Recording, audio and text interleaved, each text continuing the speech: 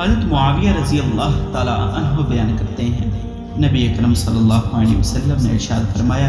جس شخص کے بارے میں اللہ تعالیٰ بھلائی کا ارادہ کر لے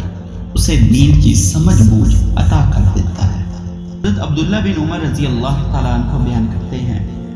نبی اکرم صلی اللہ علیہ وسلم نے ارشاد فرمایا، سب سے زیادہ فضیلت والی عبادت دین کی سمجھ بوجھ حاصل کرنا ہے، اور سب سے زیادہ فضیلت والا دینی کام پرہیزگاری ہے۔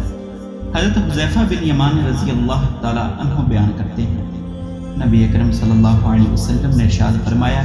علم کی فضیلت عبادت کی فضیلت سے زیادہ بہتر ہے، اور تمہارے دین کے کاموں میں پرہیزگاری سب سے زیادہ بہتر ہے۔ حضرت عبداللہ بن عمر رضی اللہ تعالیٰ عنہ بیان کرتے ہیں، نبی اکرم صلی اللہ علیہ وسلم نے ارشاد فرمایا،